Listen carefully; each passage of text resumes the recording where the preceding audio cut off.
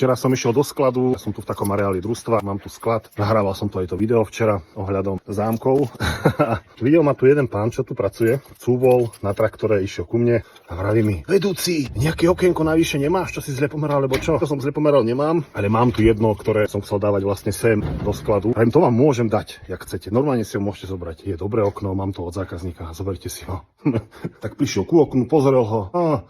Neviem, či tu bude môj rozmer do garáže, neviem, či tam, to nevadí, mne tu nevojde, budem zväčšovať otvor, dostanete okno zdarmo, nechcete? No, uvidím, musím si ho pomerať, jak tak sa stavím.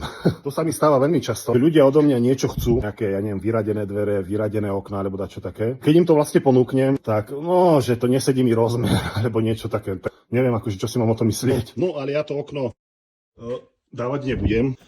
Pôjdem asi tento rok odtiaľto preč. Tak ma tak napadlo, lebo je to okno, ktoré má asi 10 rokov, dvojsklo, zlatý dub, nič nie je porušené, má žalúziu. Ma napadlo, že ja ho očistím, napíšem tu rozmer toho okna a ja to okno dám niekomu z vás. A kto mi napíše komentár, prečo to okno potrebuje, bude čisté, pekné, všetko bude očistené ako nové, že prečo to okno potrebuje a bude to mať nejaký reálny zmysel, tak mu to okno normálne dám a ešte mu aj donesiem.